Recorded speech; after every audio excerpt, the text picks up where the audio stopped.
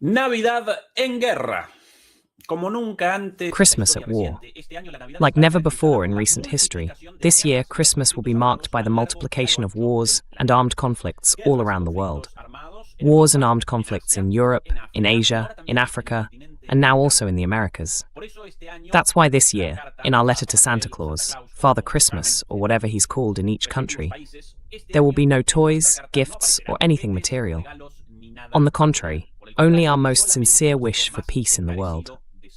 Good evening, good afternoon, and good morning. Buenas noches, muy buenas tardes y muy buenos días. Desde Berlín, Alemania, comenzamos Demoliendo mitos. From Berlin, Germany, we're starting Demolishing Myths talks on Christmas, December 24th. Thank you very much for joining us. And please remember to give us a thumbs up, subscribe, turn on the notification bell, and, if you'd also like to support us, you can do so through our memberships or via PayPal. All help is of course very welcome. You can also follow us on our social media, Instagram, Facebook, and naturally TikTok as well. On the other side of the screen, in cold Madrid this afternoon of the 24th, we're joined by Mr. Fernando Moragón. Fernando, how are things over there? Nos acompaña el señor Fernando Moragón. Fernando, ¿qué tal todo por ahí? Bueno, bien, frío, un poco menos que ayer, pero... Well, fine, cold, a bit less than yesterday. But in my house, which is like a freezer, it doesn't matter. I mean, this is...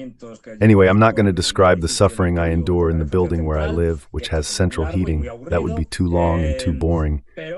But look, there are two sides here. There's Ezekiel, the optimistic side of life, a man who sees the positive and all that. And then there's me, the resident party pooper. So, the party pooper says, even though the wish is obviously for peace and all that, it's not going to happen. I mean, the year 2026, I'm saying it now, sorry, what can you do? You have to be realistic. It's going to be a year with more wars, more conflicts than 2025, just as 2025 was compared to 2024, and 2024 compared to 2023. And I'll stop there.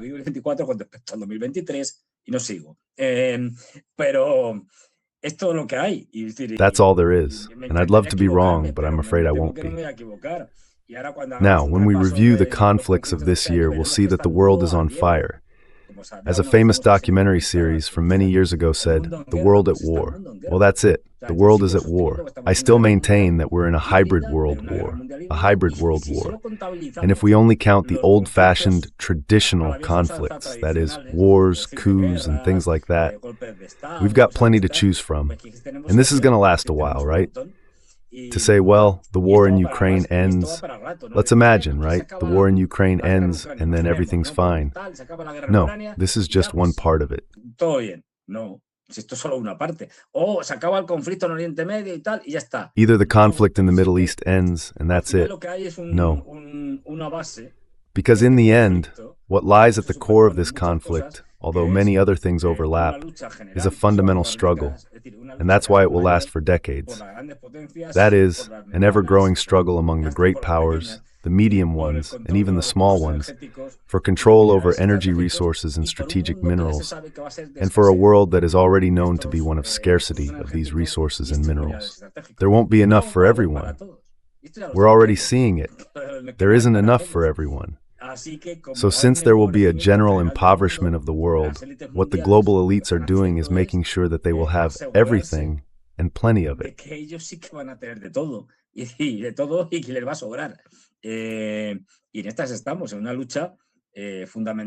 And that's where we are, in a struggle, essentially, for the North American globalists, for the elites of globalist capitalism, to maintain their hegemony.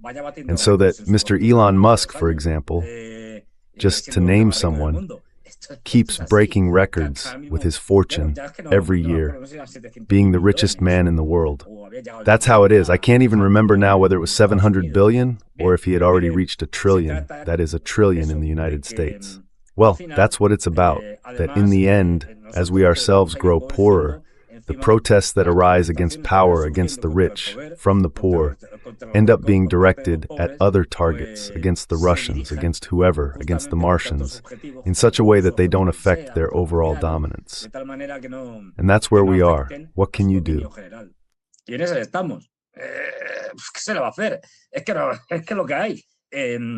That's just how things are. And it depends on us whether things get better or worse. But since we, and I'm speaking strictly about Europe here, are dazed, sheepish, dumbed down, drugged, with our phones. You walk down the street and see people on their phones crossing anywhere, and you don't run them over out of pity, thinking, well, it's Christmas, I'm not going to hit them. They have no idea what's going on. It's happened to me, for example, when I'm in the car, stop next to someone crossing while glued to their phone, and I'm like, well, what do I do? Once I honked the horn and the guy jumped in fright. I was stopped, going slowly, and thought, let's see what happens. And he got scared like that, because they're completely unaware, walking around like zombies. So, well, with zombies, what kind of revolution are we going to have? None.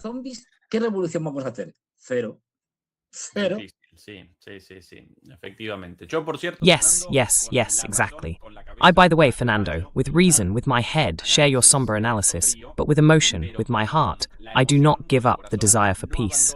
We must not abandon that desire, but always, analysis through reason and criticism. And speaking of analysis, how about we briefly take a look around the world? The world at war, Christmas at war. The American continent, Fernando, the new development since Trump's arrival. A continent of peace, generally speaking, that since Trump's arrival has once again become militarized. What are the major conflicts here, dear Fernando?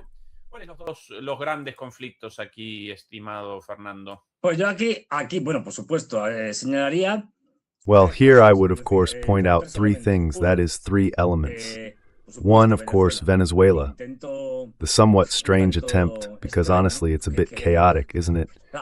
But well, since it's Trump, on the other hand, the attempt at regime change in Venezuela, meaning sending the fleet, deploying a completely disproportionate number of troops and everything else, that's one. Because it has oil. They've already said it, the Americans themselves have admitted it. In the end, all of this is because it has oil.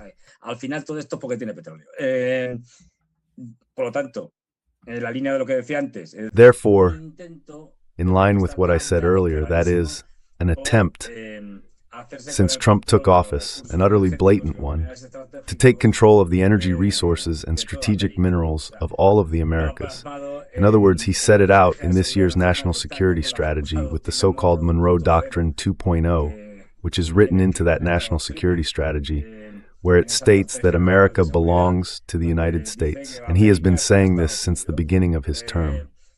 Let's not forget, Venezuela is the most important issue because there is the possibility of a war, and that war would not only affect Venezuela, but would also destabilize half of South America. About Venezuela, Trump yesterday. Fernando. Yesterday, let's see. Your words. What are we going to do with the oil we have? What are we going to do with what? With the oil that's been taken away. The United States took 1.9 million barrels of oil on December 10th. Are we going to let it stay that way? Are we going to sell it or put it in the strategic? Are we going to sell it or put it in the strategic reserve? Maybe we'll sell it, maybe we'll keep it, perhaps we'll use it for the strategic reserves. We're also holding back the ships. Without medicine, no nonsense, piracy. Pirateo puro y duro. We're going to keep it. Pure plain piracy. I mean, why bother pretending? Let's see, now I think they're going to start flying, along with the U.S. flag on ships, planes, and so on, the pirate flag too, the black one with the skull and all that. Because you see, the good thing about this era is that all the masks have fallen off. Why keep pretending? What are you going to do with the oil? Besides, there's something very Trump-like about it. Trump acts like a bad godfather, a cheap version. He goes, I don't know, we'll see, maybe we'll keep it, maybe we'll sell it, maybe we'll put it in the strategic reserve.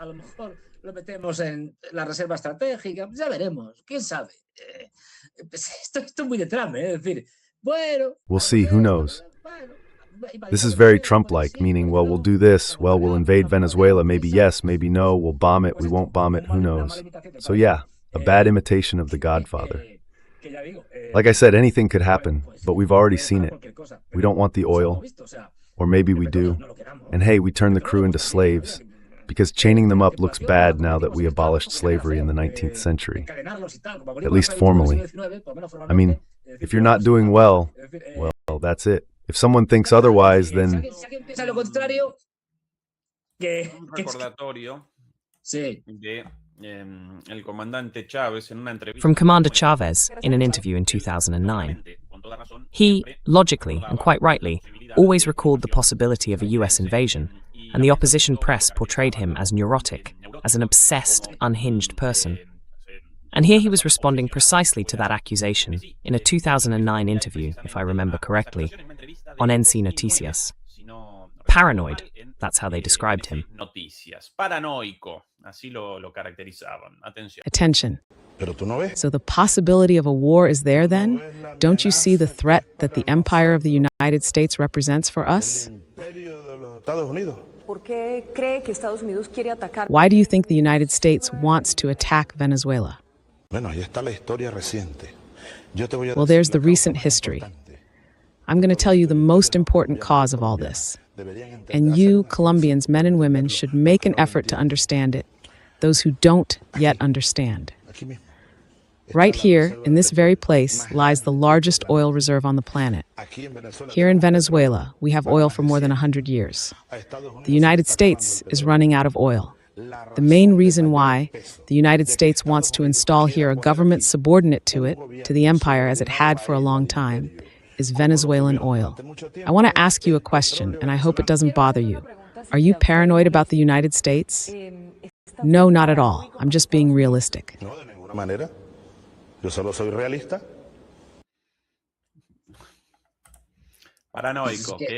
Paranoid. Also, how respectful the journalist is, right? But anyway, that's the general tone of the opposition press. The same whether Venezuelan or Colombian, with Chavez back in the day. Well, everything's confirmed, isn't it? Exactly. It really couldn't be clearer. President Chavez makes it plain. I mean, it's obvious, really. And more so, as I said, because what Chavez has been saying, that the Americans are running out of oil, well, since he said that back in 2009, of course, despite, hydraulic fracturing, fracking, and all that, which is just a short-term fix because that oil runs out quickly, well, indeed, they have less and less of it now, and the same goes for gas.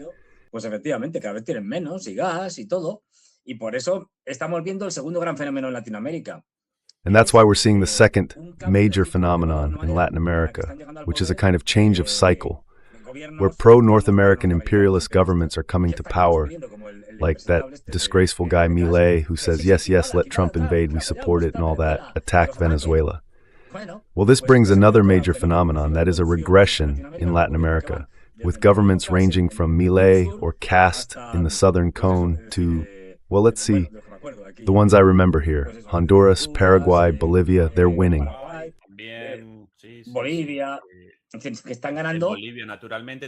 Bolivia, naturally, as well. And with the arrest order for Luis Diaz, the former president has immediately taken power. The previous president has already assumed the government. Imprisoned, that's the dynamic. Well, that's the dynamic, Ecuador and so on anyway, what can you do?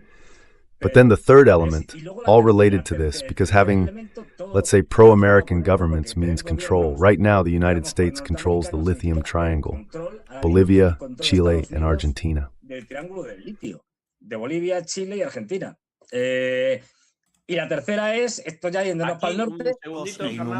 the third thing is, we're already heading north. Speaking of lackeys and sellouts, not only caste in Chile, recently elected, Paraguay, Bolivia, well, naturally also in Central America. Here, well, I won't in Ecuador. I keep recalling countries and, well, more and more. At this moment, there's a division. We can show the map about this in a bit. Here are the words of my, unfortunately, compatriot Javier Milei, the lackey president of an occupation government, the current government in Argentina.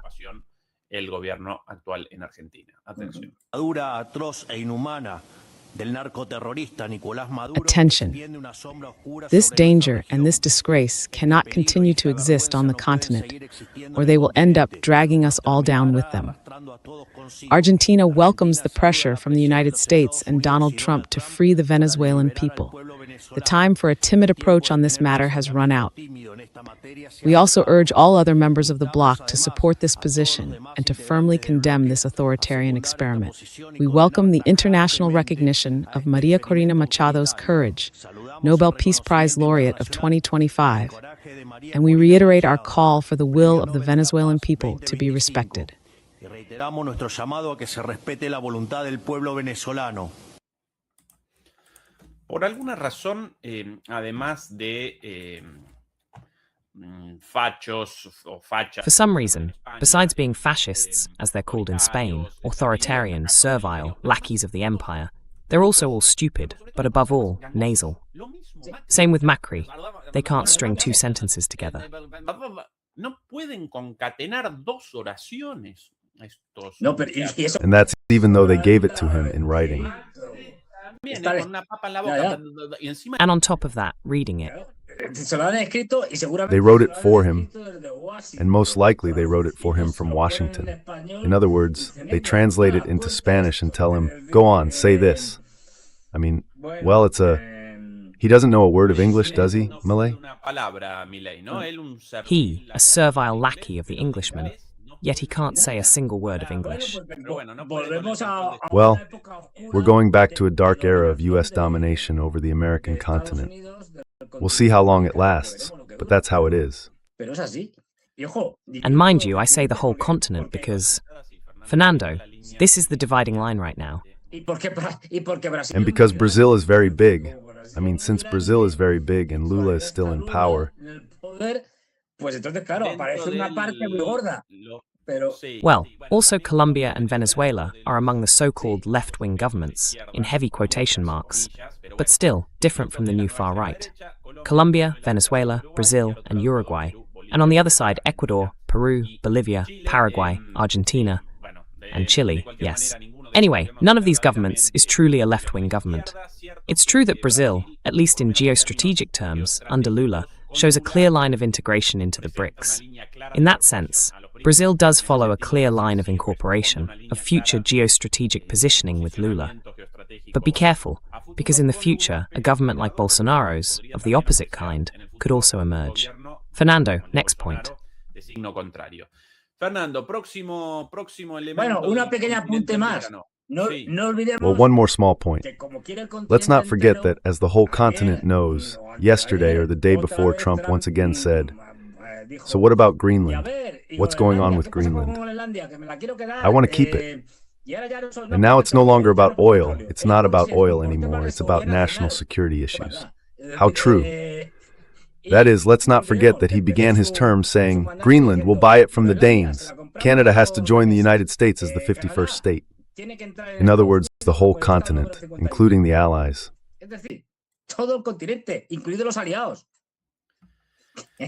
Indeed. This leads us to reflect that all those foolish presidents in Latin America, imperialists and the like, should keep in mind that the United States does not pay traitors. In other words, as it used to be said, the first to suffer the consequences of North American imperialist policies are its allies, the ones it exploits. That is to say, but well, yesterday, President Trump spoke about Greenland, dear Fernando. Pay attention. For national protection. They have a very small population. For national protection. They have a very small population. And I don't know, they say Denmark, but Denmark hasn't spent money. It has no military protection. We need Greenland for national security, not for the minerals. We have so many places with minerals and oil and all that. We have more oil than any other country in the world. We need Greenland for national security.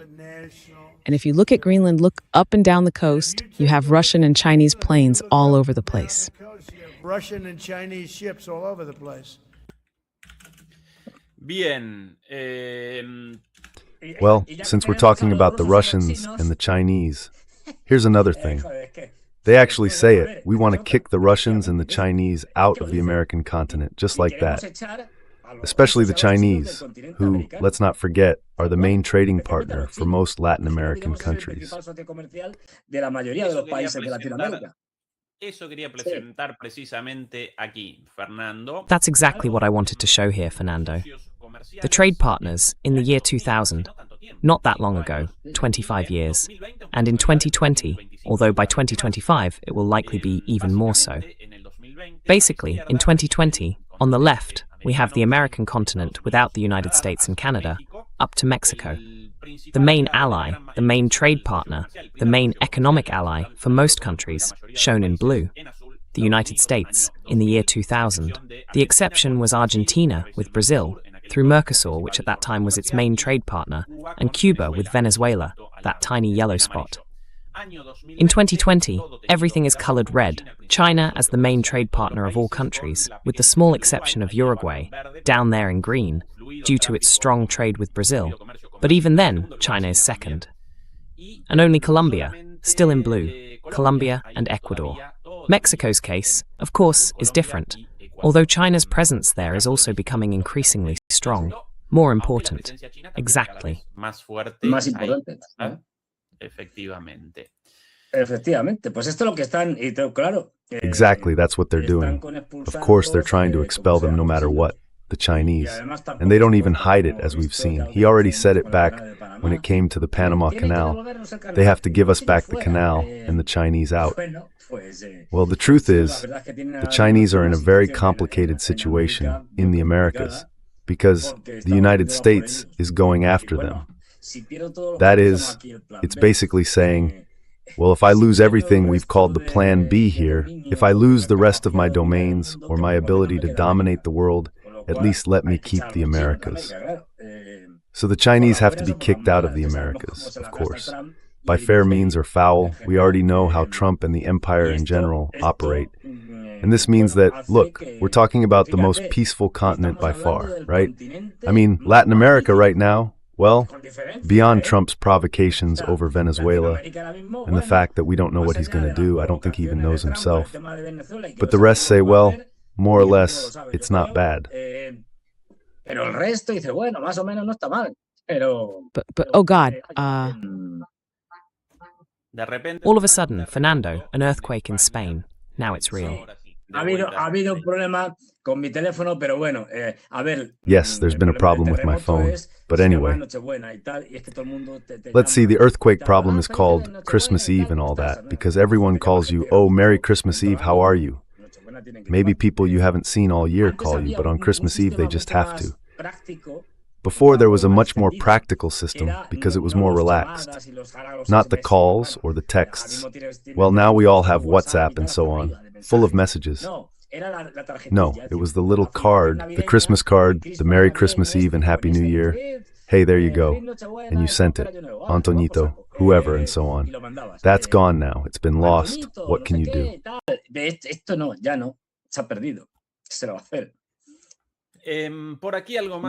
Here's something more about Greenland. Now, Vance, not about Greenland anymore, but directly about Denmark, the sovereign country, whose sovereignty is officially recognized, at least as far as Greenland is concerned.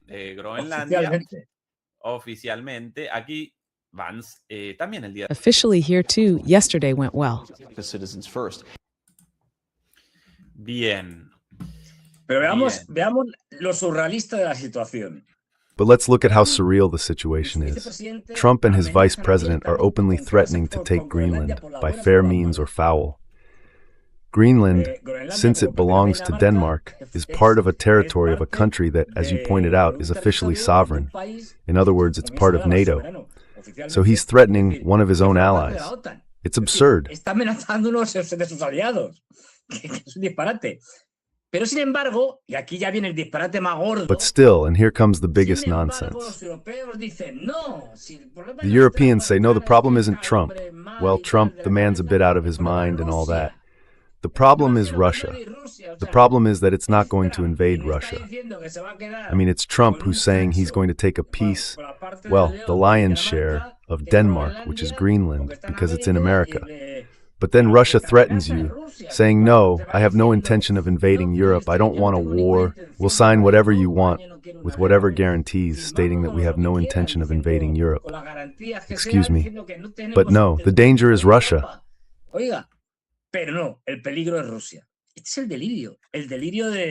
This is madness, the madness of the world we live in. And the Europeans saying, no, the Russians are coming. Well, we've already seen videos of Stubb, the president of Finland, and others saying, well, look, we shouldn't take what we say too seriously, because deep down we know Russia isn't going to attack, but we have to say it and so on. Pathetic. I mean, that's it. The danger is Russia. So, yeah. Aquí, Fernando, el mapa lo quería presentar antes. Here, Fernando, the map. I wanted to show this one earlier, but, well, it didn't show up. Now it did. I had drawn it on the map before. This is the current political map of South America. On the left, once again, Uruguay, Brazil, Colombia, and Venezuela. On the right, Ecuador, Peru.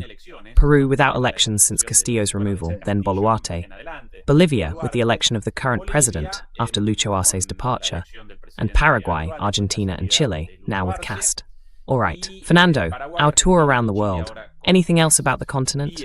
Fernando, nuestra recorrida por el mundo. ¿Algo más sobre el continente? No. Let's go to another continent. But let's go to Africa, if you want. Well, we can go to Africa. And then we move on to Eurasia, and that's where the real mess begins. Well, there's plenty of chaos here too.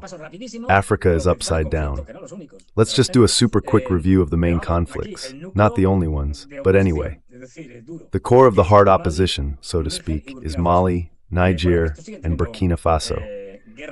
These countries are still in civil wars, if we can call them that, considering that African armies are much smaller, meaning they have less weaponry, of poorer quality, and so on. And they're fighting civil wars against the Tuareg, for example, armed by the Malians, armed by the French, or various jihadists, also armed by the French, Americans, and British.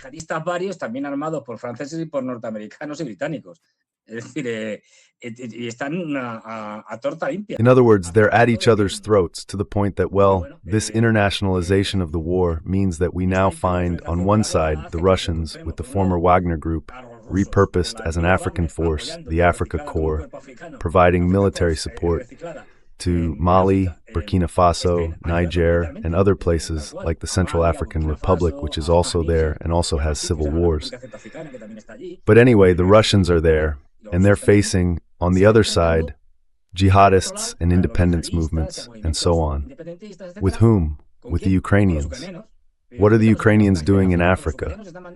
Well, the Ukrainians are mainly sending drone operators to train all these groups, including the jihadists, to use drones and to fight the Russians as well. So we clearly have two sides, to put it simply, one backed by the Russians and the other by the Ukrainians.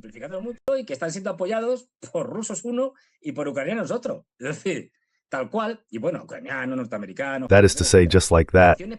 And well, Ukrainians, Americans, French, and so on. A special mention to the tremendous civil war in Sudan. A tremendous civil war where, and we'll leave it there because it could go on for a while, we've discovered, let's say, the terrible role, well, it was already known, but still the terrible role of a country that sells itself very well, especially one of its cities and one of its emirates, the United Arab Emirates. And we're talking about, okay, I'll say it, not Abu Dhabi, the other one. Abu Dhabi is the capital, I can't remember now. Dubai, with the Burj Khalifa and all that, where indeed, yes, Westerners can go to the beaches and women can wear bikinis. Wow, how tolerant they are.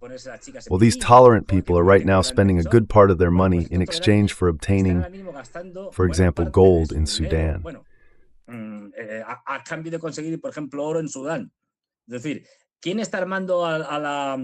In other words, who is arming one of the sides fighting the government in Sudan? Well, among others, the United Arab Emirates, mainly. And we're seeing that they're involved in every mess, not directly, but through proxies. That is, they're funding wars everywhere, often on opposing sides, curiously, well, not so curiously, like in the case of the Saudis in Yemen. Although that's already Asia, it's right next to the Horn of Africa, where we've seen a resurgence of the civil war in Yemen, over the past month, but not between the Houthis and the rest, rather among the African, Saudi, and Emirati allies, who have started fighting each other through their proxies in Yemen, the southern separatists, and the Arab tribes controlled by the Saudis in the north, in Hadramaut. So that's the role of the United Arab Emirates, which are also in Libya, for example. They're everywhere, destabilizing the world in exchange for gold, for oil. In fact, the Emirates have a lot of gold, but they don't buy it. Pero no compra. Yeah.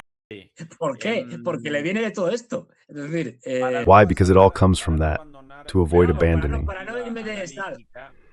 But anyway, to avoid, we have Somalia, which has been a failed state since the 1990s. That is, the independence movement within Somalia, in Somaliland, the former British Somalia, also supported by the United Arab Emirates, what a coincidence, by the British, by the French, with the Americans occasionally bombing Somalia. In other words, an endless civil war and a failed state, the failed state par excellence. But then we've had coups all over the place. The last one in Benin, which, if it had succeeded, would have given Mali, Nigeria, and Burkina Faso access to the sea. There it is, a failed coup thanks to Nigeria's intervention.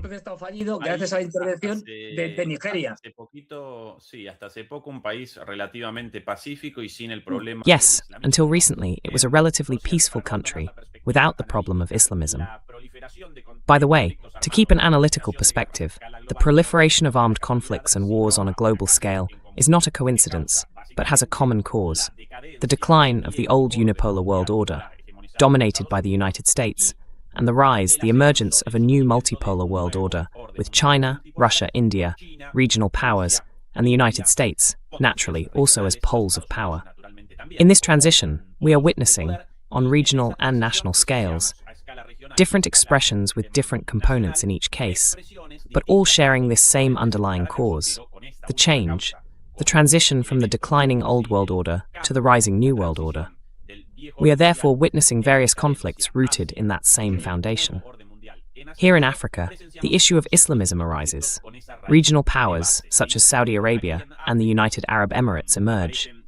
And we also see the retreat of the unipolar world's influence from the past in Africa, the remnants of the French Empire, the French presence today, almost non-existent, or at least clearly in decline, as another specific element of the continent linked to this transition from the old world order to the new one.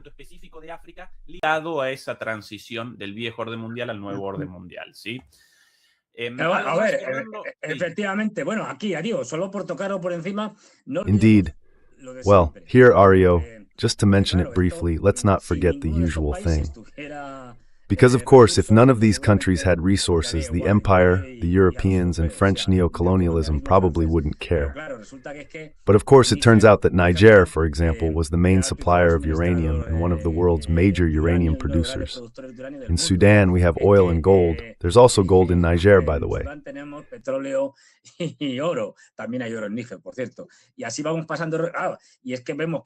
The thing is, we see that Trump has signed a major agreement with the government of Congo.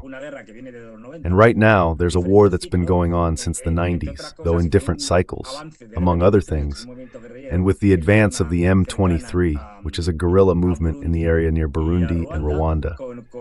It's a civil war that's been going on for ages, but it has intensified because the United States wants to have direct and absolute control over Congo's resources: cobalt, coltan, and so on. And let's not forget that, for example, cobalt is essential for batteries.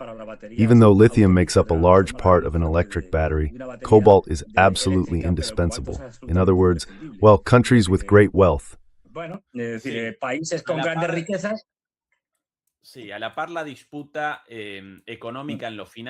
at the same time, there's the economic and financial dispute in many of these countries, until recently, or still in some of them, with the CFA franc, a currency imposed on the former French colonies, which means that all these countries lack monetary sovereignty, because the one that basically issues that currency is the French central bank.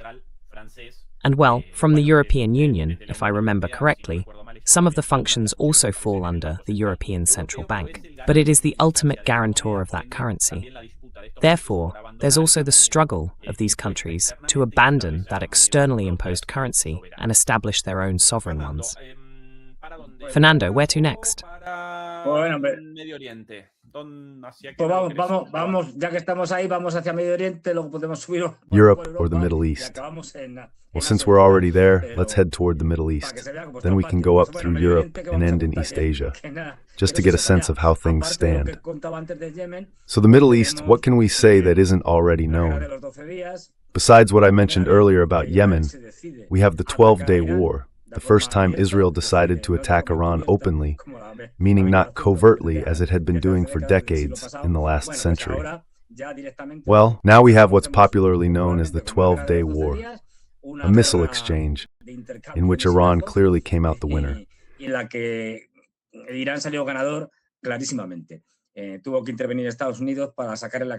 United States had to step in to save the Israelis' bacon, because they looked defeated, and badly defeated at that. The consolidation of the regime change, well, the regime change happened last year, but still, the regime change in Syria and the ongoing instability. In other words, the different groups keep fighting each other. Factions, the Kurds, the government of the head cutter al-Julani against Arab militia factions, against the Russians. In short, it's an earthquake over there. Trump, recently outraged by the attack by members of the Islamic State against US armed forces. But it was you who established the Islamic State there, through al-Julani. Well, the contradictions of the great powers, right? Un desastre, lo de Siria. A disaster, that's what Syria is. As I said, it's a constant conflict. We've seen major battles in the area where the Russians are, let's say, more or less allied with the Israelis, and Arab tribes trying to wipe them out. A disaster, that's what Syria is. In Lebanon, we see Hezbollah recovering from the 12-day war. There it is, facing an Israel that bombs it every so often. And well, about Gaza, what's there to say? People already know.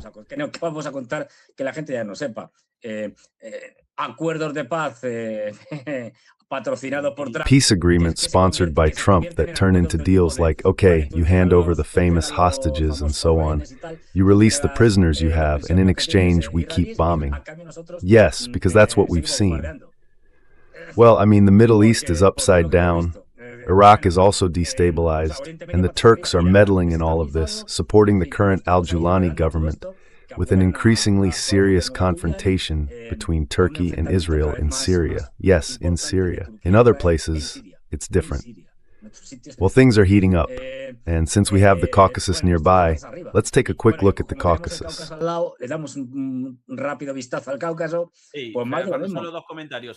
Just 2 comments, Fernando. The Iran thing, suspended for now. Yes, no. Highly likely that hostilities will resume. That likely? Against Iran, extremely likely.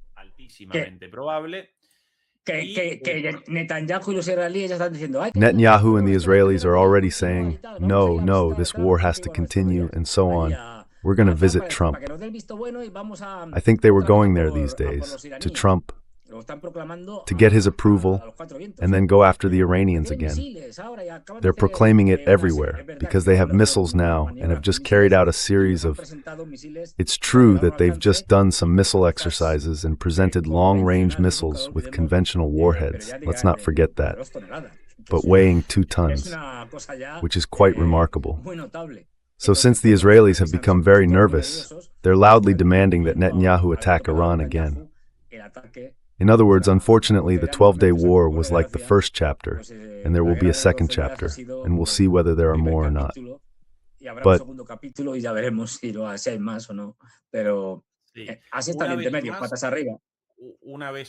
this is how the intermission stands, completely upside down. Once again, to keep an analytical perspective, just as in the American and African continents, the decline of the Old World Order, or, in other words, the decline of the United States in the face of the rise of the New World Order, or the rise of China, was at the center of the conflicts. Here we see that it is precisely the regional representation of the United States in the Middle East, basically Israel, that generates conflicts as a result of all these changes. Against Syria, right? Against Lebanon, a bit further north. and within Palestinian territory against Gaza and the West Bank. Above all, what we've seen. Against Iran, naturally as well. The massacre, well, of course. Basically, here is the representation, the United States aircraft carrier. Indeed. Whether the United States determines Israel's foreign policy, or Israel determines the United States' foreign policy, the relationship is undeniable, indisputable, and this is the general framework. That's why all these specific conflicts arise. Anything else, Fernando, from here? ¿Algo más, Fernando, de aquí antes del No, simplemente hacer, pues eso. No, I just want to emphasize that unfortunately, the massacre of the Palestinians continues. Maybe not at the same level as at the beginning of this year, but the bombings go on. Israel is becoming more and more disoriented, and I don't want to stop repeating it. That is, in all these conflicts, in these 7 or 8 wars that Israel is fighting with all the countries in the region, Israel is getting worse, not better. In other words, Israel is heading toward a historic defeat. The state of Israel is going to disappear. Malay Argentinians, be careful, because Malay is taking the Israelis and settling them there in Patagonia. Because the state of Israel has a very dark future, as it no longer has the capacity to face all of them, especially an increasingly tough Iran. The danger here is that the crazy Israelis, in the face of a new war with Iran, and therefore their consequent defeat against Iran, might try to drag the Americans even further into this war. And it seems that the idea has already crossed their minds more than once. Or, if they see that they are losing, and losing badly, as I said, they might resort to using nuclear weapons.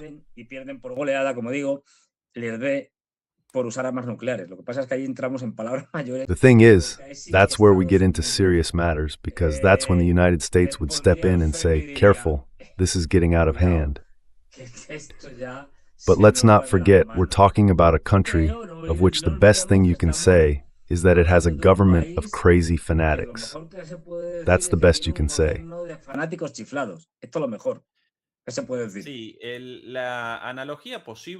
Yes, the possible analogy with the United States lies in the fact that, just as in the decline of the United States we witness the proliferation of sociopathic lunatics everywhere, craving wars and more wars, in some way throughout history, the declines of empires are generally marked by the rise of ultra-radical figures who long for a glorious past or for outdated imperial projects. Well, just as that process takes place in the United States, the same thing is happening in Israel. They want the lost Greater Israel.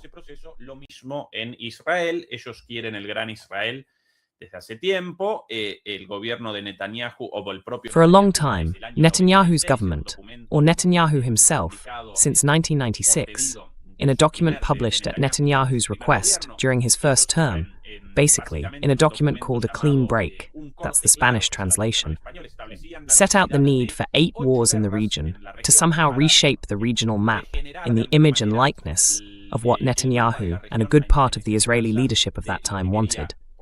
Today, absolutely the entire Israeli leadership, that Greater Israel. Well, to achieve that, 8 wars had to begin. That was the plan in 1996. And they've been going through those wars one by one. Only now they find themselves in a completely different world and conflict. En un mundo, completamente distinto, el Irán de hoy representa una cosa completamente. Today's Iran represents something completely different from the Iran of 96. The world today, the Russian presence in this region, the Chinese presence in this region as well. So once again, we see the consequences of this change in order and the rise of lunatics who want imperialist projects from another era. The similarity between Israel and the United States is basically enormous. La similitud entre Israel y Estados Unidos básicamente enorme. Dicho esto, Fernando, ¿hacia dónde? That said, Fernando, where to? Because he refuses to join the Europeans' warmongering dynamic, and therefore the regime must be changed. We already saw it last year. Change is needed, and the Europeans and the Americans are openly supporting these color revolutions. Armenia and Azerbaijan, while improving their relations, as a result of Pashinyan, the Prime Minister of Armenia, and the President of Azerbaijan, Aliyev, increasingly aligning themselves with the imperialist interests of the United States and, of course, Turkey. What's behind all this? Gas and oil, mainly gas. Gas y petróleo, fundamentalmente gas. El famoso corredor de Zangezur, del que hemos hablado muchas veces. The famous Zangezur corridor, which we've talked about many times, would connect Azerbaijan by taking away the southern part of Armenia, the section bordering Iran. From there, through Nakhchivan, which is a region of Azerbaijan separated from the rest, Armenia ends up in the middle. On one side, most of Azerbaijan, and on the other, that small piece of Azerbaijani territory. What separates them is precisely this part of the Zangezur corridor in the south, through which gas would flow directly to Turkey. Well, these guys are now turning toward NATO with growing geopolitical clashes between Azerbaijan and Russia, and a Turkey, since we're on the subject, with Sultan Erdogan getting more and more entangled. Una Turquía con el sultán Erdogan cada vez enredando más. Bueno, esto en su línea habitual de los últimos años. Well, this is in line with his usual behavior in recent years, playing all sides, supporting the Israelis while claiming to be against them, trying to become the great neo-Ottoman Turkic power in the Caucasus, also poking his nose into Central Asia. In short, pure Erdogan, really, and we already know how the Sultan plays his game. Now let's move on to Europe, if you like. Y ya pasamos a Europa, si quieres. Logically, we begin with the major conflict in Ukraine. In Ukraine, not about Ukraine, but in Ukraine between Russia, part of the New Order, and Europe, and the United States, part of the Old Order. On this matter, Putin's words from a few days ago were quite clear. We can present them here as an introduction to this issue concerning Europe.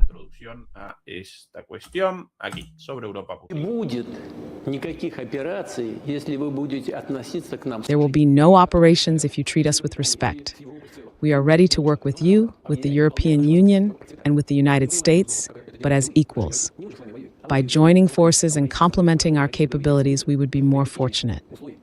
All right, very clear. Bien, clarísimo. Ahora también clarísimo que como It's now also perfectly clear that neither the United States, nor the United Kingdom, nor France, nor Germany want a relationship of equals with Russia. Beyond any analysis of a possible change in direction since Trump's arrival, this offer of peace, of we want peace but with respect, basically clashes with the response of no, respect and equality in no way. From the West, that's the answer. So basically, war is the answer. Básicamente, claro. Esa es la respuesta. No, pues sí, a ver, está claro, es decir, es un año más. No, well, yes, let's see, it's clear. I mean, another year of war. We're already at 4 years of war in Ukraine, involving NATO, the Ukrainians, of course, against Russia. That is to say, and above all, what we can say is that this year has been a full year of Russia's constant initiative, in which Russia, as I said, has done nothing but attack, basically causing three phenomena that I think we're seeing now. One, the capture of strategic cities. Chasiv Yar at the time, which was very costly. Another city, for example, Volchansk. In recent weeks, we've seen Siversk. Well, at one point, the fall of Pokrovsk, Minograd, which in practice has also fallen, the sister city of Pokrovsk.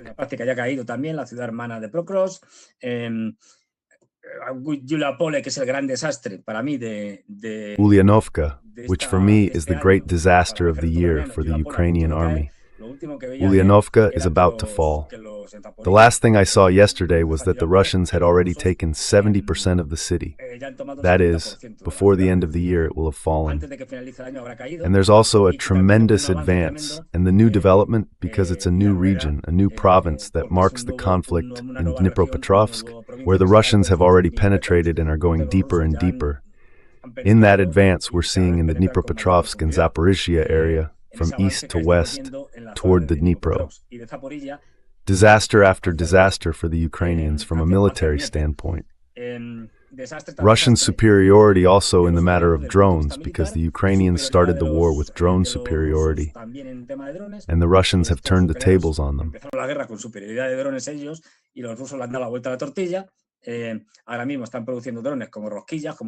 Right now, they're producing drones like hotcakes, both the short-range ones, those near the front line, and the long-range ones.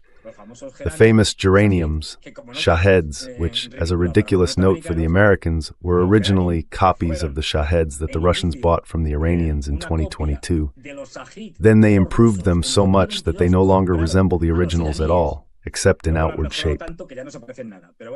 So now Trump and the Americans come along saying, we've made the, I can't remember what it's called, something or other.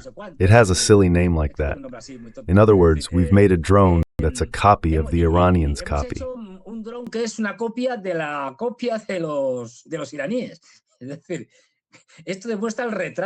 In other words, this shows the absolute delay of the Americans when it comes to drones.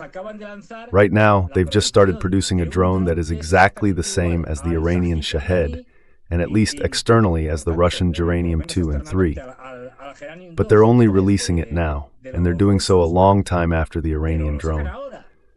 We're talking about many years. This gives an idea of how out of touch the Americans are from a military standpoint, and in their understanding of what modern warfare really is, the current kind of war between major states. They're still stuck in World War II, in asymmetric wars against militarily inferior countries. And what about the European leaders in all this, Fernando? European leaders getting dumber every day. That is, more idiotic, more foolish. Let's start a tour then. Let's go. Macron. Today, Macron, he's gone overboard doing foolish things and saying stupid stuff this year. He's outdone himself, and that was no easy feat. There, training with the armed forces. Ahí entrenando con las Fuerzas Armadas francesas. French women. What a clown, please. Let it show that he's got presence, that he's muscular, that he's fit. There, in shorts. Very good. They're showing him how to handle a drone. Well, this is the image that the President of France shared 2 days ago. A leader of his army, a leader of his people, a man for the people and by the people. Macron, vote Macron, God damn it. I mean, really, it's pathetic. 11% positive image, 11% breaking records in France. This is the year of the Fifth Republic. He keeps breaking unpopularity records, this guy we see here. This is not France, I'm telling you. Some former colony or I don't know where. Nobody would be doing this. New Caledonia, who knows? I mean, but this is not France. Well, Macron has been the fool here with the military. Of course, what are the military going to say if he's their president? They have to say, long live Macron, long live Macron, long live Macron. Well, if Macron were president or if I were president of France, they'd have to say it too. It feels forced. It feels forced. But no, he has to do this because in his country, what's going on in his country? Tiene que hacer esto porque en su país, ¿qué es lo que está pasando en su país? Lo vimos hace nada. Es decir, we saw it just recently. I mean, demonstrations in Brussels, in Paris, in Greece, and in many other places by farmers. What are the farmers throwing at Macron in France? Excrement. Basically, lots of excrement. We've seen images of police and politicians' buildings in France sprayed with poop. Poop for everyone. There was poop for Macron, for all the politicians. In a country that's politically paralyzed. He just extended the budget because it's impossible to pass one when your government, Macron's, is in the minority in the French parliament. But where has this ever been seen? And he doesn't want to call elections, this guy. He refuses. And we've had, 5, 6 prime ministers? It's a joke. And here we see that he can't even get the microphones sorted out. This is terrible. Look at this.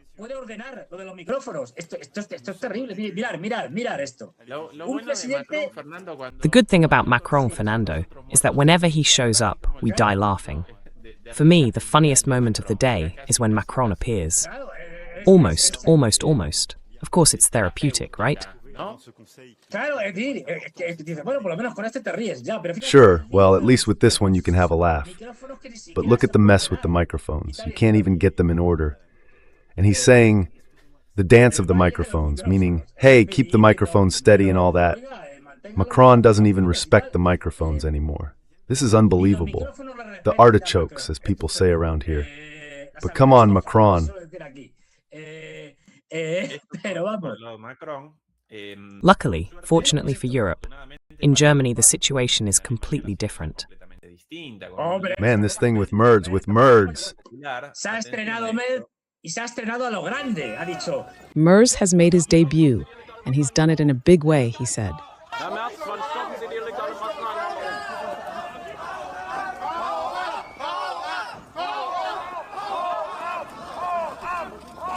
Well, the shout of Hauab, basically, get out of here, disappear, beat it, as we'd say in Argentina. There's Merz's security detail, glaring at the protesters. This is Magdeburg, one of his public appearances, where he was insulted and booed.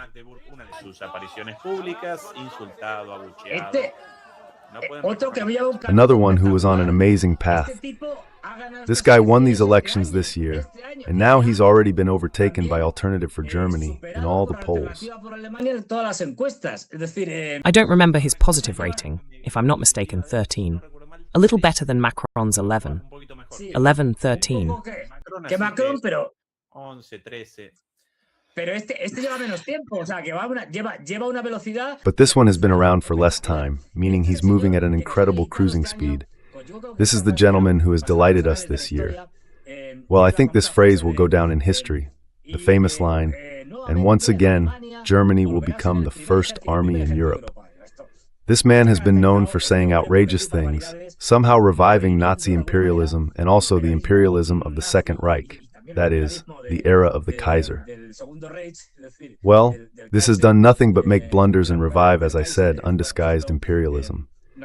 But what happens is that, as Marx said about Napoleon III, history repeats itself twice, first as tragedy and then as farce, as comedy.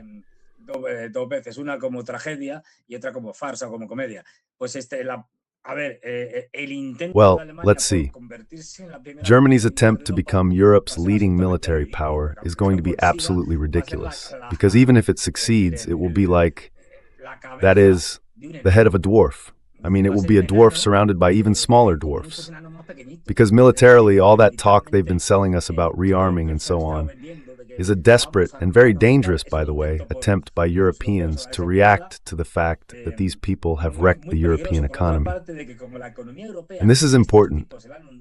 Let's not buy into the idea that the economy is doing badly because of the Russians or whatever. No. The economy is doing badly because the markets are something inscrutable and no one really knows who's behind them.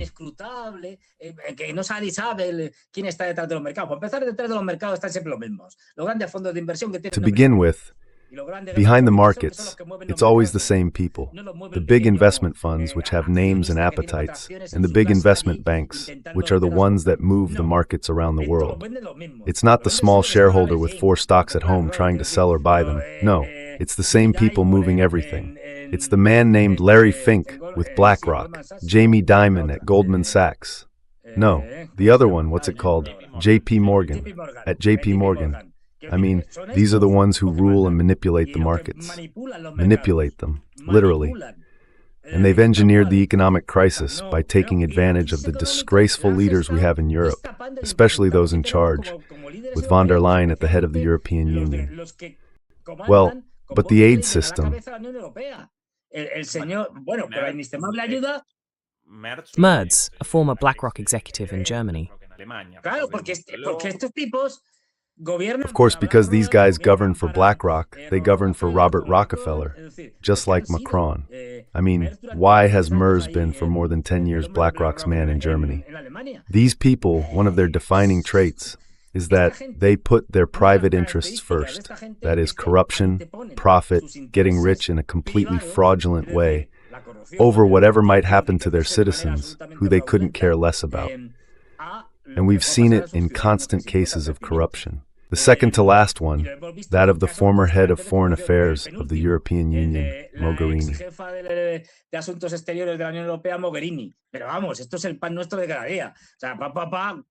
But come on, this is our daily bread. Corruption. Because the European Union is an organization built on corruption. It's its very essence. I mean, it's about how European leaders, a European elite, use a regional organization like the European Union to fill their pockets in an outrageous way. Look, we're talking about Christmas again, but still, it's outrageous. And this is the reality of mediocre, incompetent, inconsistent leaders who also serve interests that are not European.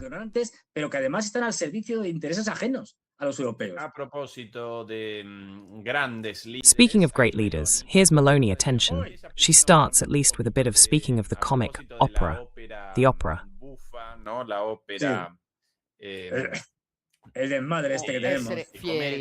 And to stay true to that identity, and in celebrating Christmas, we can especially do so.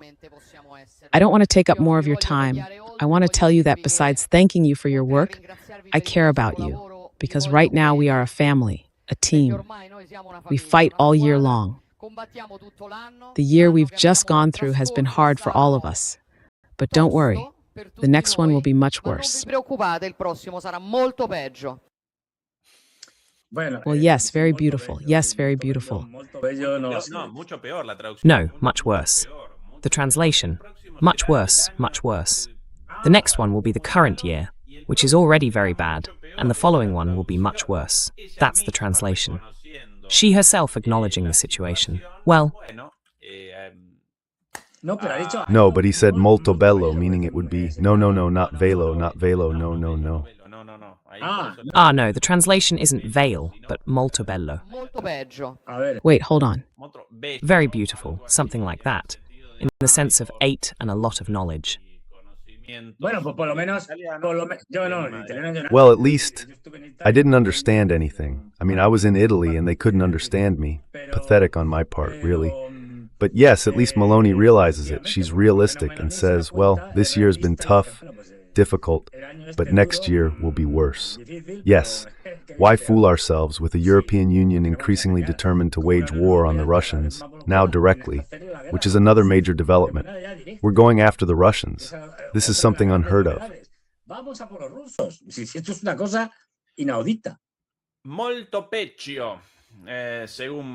Much worse, according to what ChatGPT helps me with. Much worse. Much worse, Fernando.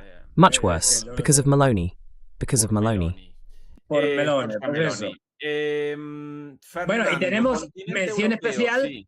Well, and we have a special mention for the decadent Great Britain, the United Kingdom, which is not part of the European Union, but has formed an alliance with the warmongering European Union and with an establishment that has plunged Great Britain.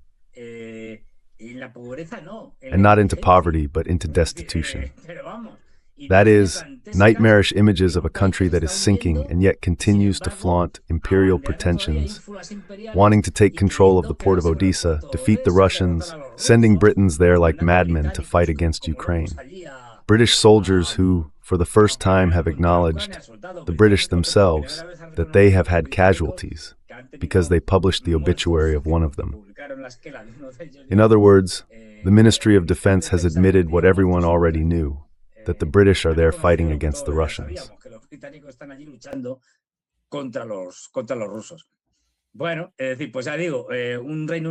Well, I mean, as I said, a United Kingdom, absolutely.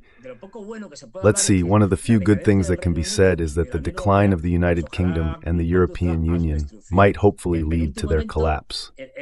The second to last event, the pathetic attempt to steal Russian assets, mainly deposited in Belgium, in Euroclear, failed, and in the end it caused a brutal internal rupture, in which that attempt by von der Leyen, who said, "No one leaves until I get what I want," well, they left without getting what she wanted, which was this, the theft, which Meloni also opposed, among other things. And not only that, but in the end, 90 billion that all Europeans are going to pay, because von der Leyen isn't paying for this. All Europeans are. 90 billion into a black hole from which nothing will ever come out, called Ukraine.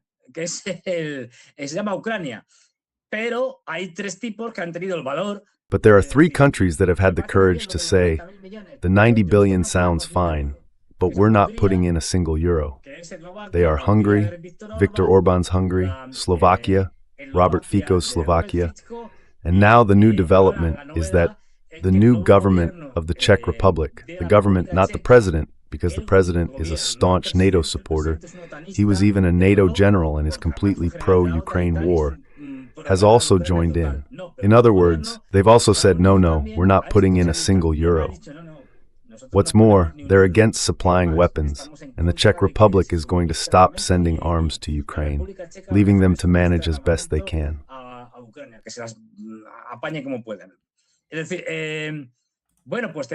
That is to say, well, we have an ever-growing internal split between the sovereigntist countries and the globalists, and the relationship among the globalists, undemocratic, as always. Well, they go after Marine Le Pen, who is not exactly my favorite, but still, she might not even be allowed to run against Macron in the next elections in a few years. And the Germans are wondering whether to legalize alternative for Germany or not, just in case they win. Well, this is what we're seeing. And the latest thing, we were talking about it here the other day, I think, are the sanctions that have been around for a while, but sometimes get harsher. This is no longer... In Europe, there are no democracies left. Nothing at all. I mean, they don't even bother to keep up appearances.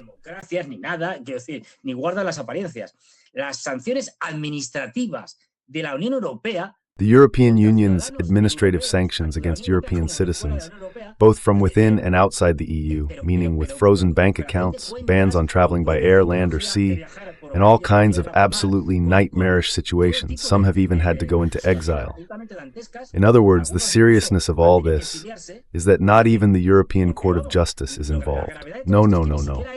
This is Mrs. von der Leyen, just like that. A woman democratically elected by no one, placed there by a few of her colleagues. That is to say, she now allows herself, as a de facto European government, to directly impose sanctions on European citizens however she pleases. The Council, as well, Fernando, because in this case, the sanctions are determined by the Council members in the International Relations Working Group. For some reason, the Council's decisions regarding international relations are not even subject to the European Court, which means that here the European Union is imposing a sentence without a prior trial, without even a legal framework, because the accusation of being pro-Russian does not constitute a crime. Without a judge, because this is decided by the executive branch, not the judiciary, of course, and without a defense, and without the possibility to defend yourself.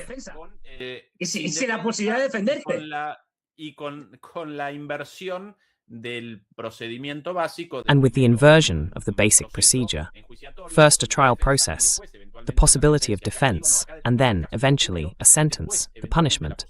No, here they determine the punishment first, and then, eventually, the possibility of defense, which also happens on the basis of a non-existent legal framework against the constitutions of most states, cutting off and violating the rights of European citizens even. This is the case of De Waal, the Frenchman, the Swiss too, a Swiss or Cameroonian activist as well. Well, here in Germany, a German-Iranian journalist too. All of them had their bank accounts directly frozen, censored.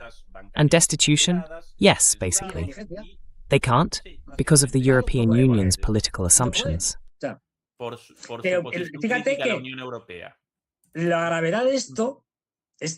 gravity of this is tremendous, because what we've done is, the rule of law has ended in the European Union, because we've destroyed something that is fundamental in any rule of law, the presumption of innocence. That is, a person is innocent until proven guilty. Well, now, without a trial or anything, you can arbitrarily decide that whoever you want is guilty, and then maybe we'll let you prove your innocence. In other words, we've reversed the process. We've done what the Americans did at the beginning of this century in Guantanamo.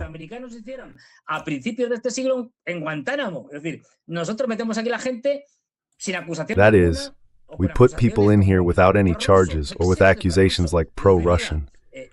What does pro-Russian even mean? Look, we're turning the process upside down, destroying the rule of law, and you at best have to prove your innocence. Of course, if the principle is that the accuser must prove guilt, now it turns out that the accused has to prove their innocence. We're lost because it's very difficult, almost impossible, to prove innocence by definition. It's more than obvious. Well, this is over.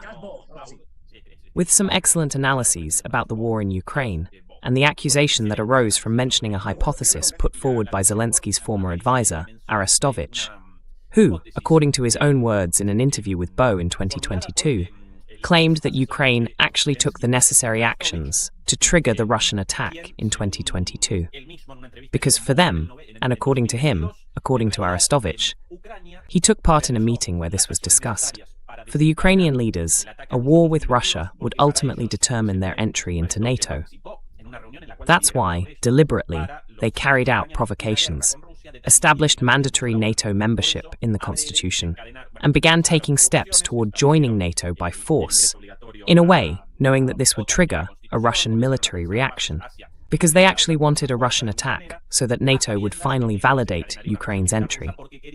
That's Arestovich's argument, reported by Vox, and simply for mentioning it, they condemned him to a living death, to ostracism, right? It's a sentence.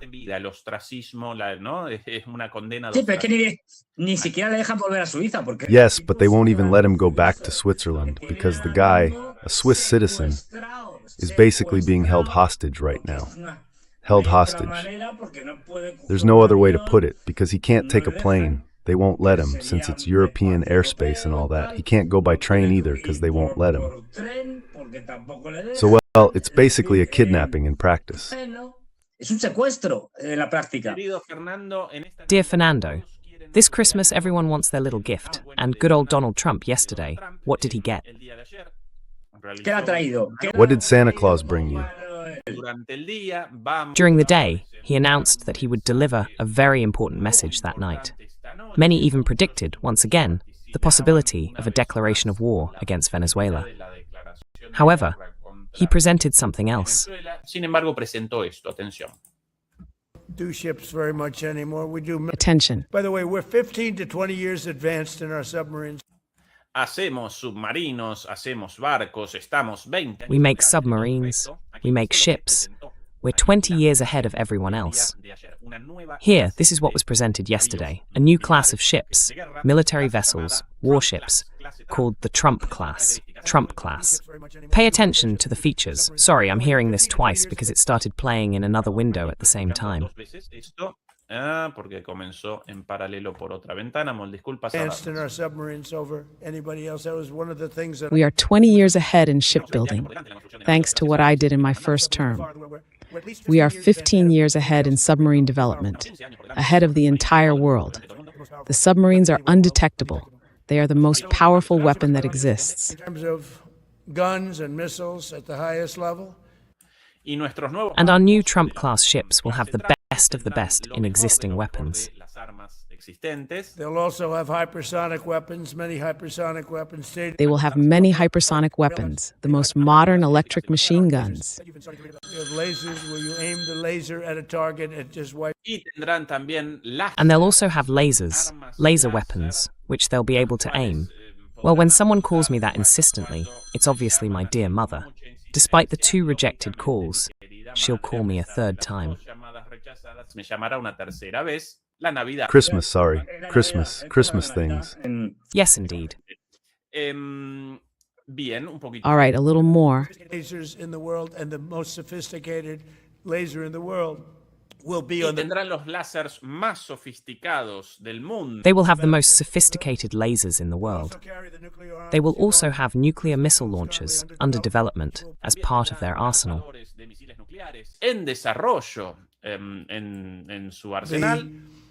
Instituted pretty quickly, but they're under development, and they are in development. Extremely lethal. We already have a lot of.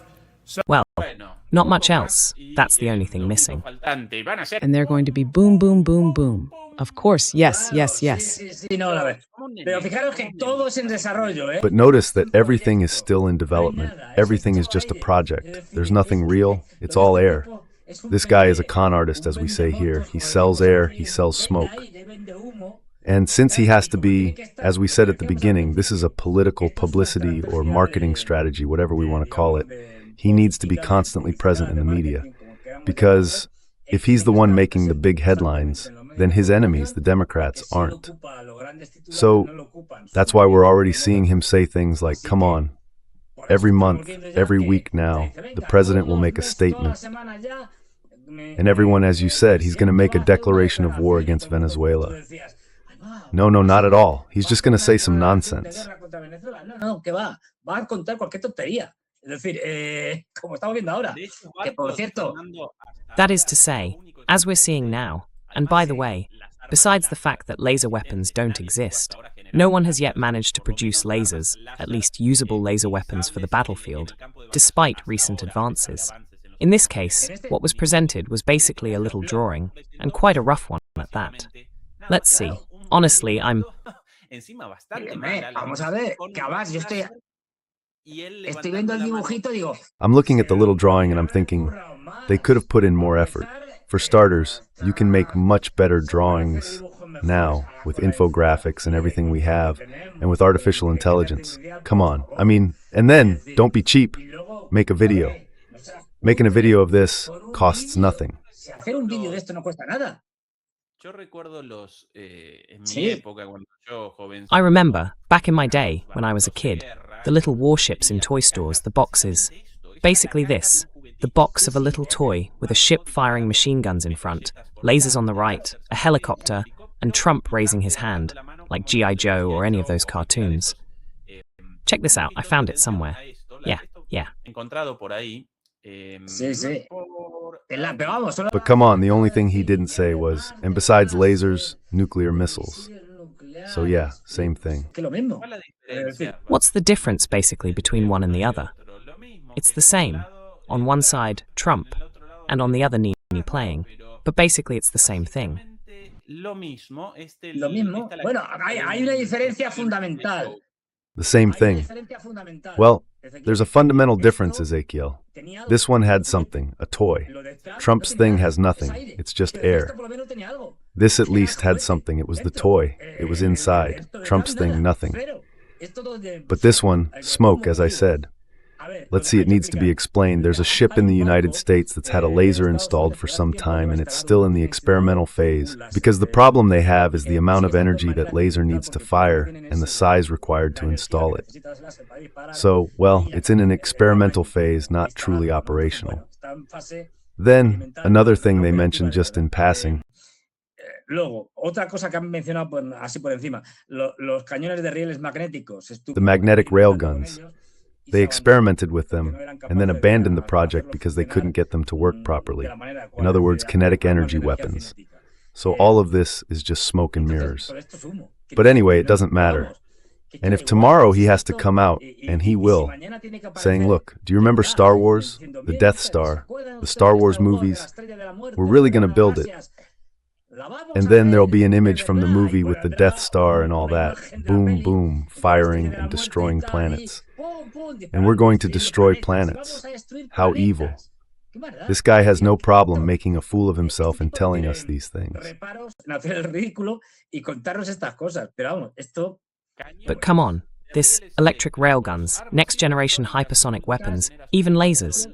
The United States, so far, hasn't been able to produce any of those weapons. None.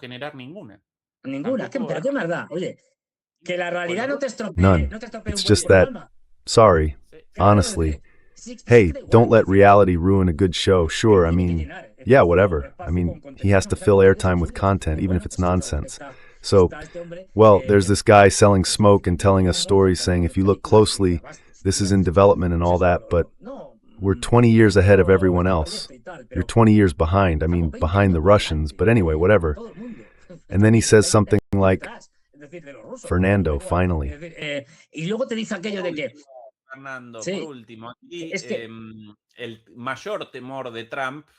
Trump's biggest fear, one of his greatest fears, is the release of the Epstein files. I've mentioned this before. By the way, remember to check out our sister channel, Wars and Geopolitics, a very good Telegram channel, in my opinion, one of the best in Spanish. So don't miss it. Now then, here's something about Trump and the release of new documents from the Epstein files, with a few parts censored. Pay attention. Partecitas censuradas, atención. A few sensitive things, but you'll get the gist here. Look at this. Yes, it's all there. Can you believe it? See, it's all there. Can you believe it? Well, a little bit of humor. Fernando. Vamos, la realidad tampoco. But really, the reality isn't that different. Because when you look at the documents that have been released, almost everything is blacked out. I mean, well, you hardly learn anything. We found out a few little things, but not much. Estimado Fernando, Dear Fernando, have a very good Christmas Eve tonight, a wonderful Christmas tomorrow, and a prosperous New Year. And to all the men and women who work hard, the same wish. A Christmas with family, with friends, with all your loved ones, eating plenty, drinking plenty, happy, joyful, and at peace. Felices y contentos y en paz. Yo que me conozco a los españoles, pues acaso, o sea, comer, pero no. I know Spaniards well, so go ahead and eat, but don't overdo it. I mean, it takes a toll later, on your health, your stomach, all that. Anyway, I just want to wish you happy holidays, a Merry Christmas, and a happy Christmas Eve. There'll be time later to celebrate the new year, and, as they say in good TV shows, the kind that leave you hanging and all that. To be continued. Offensive points, dear Fernando. A hug. See you soon. See you later. Hasta luego.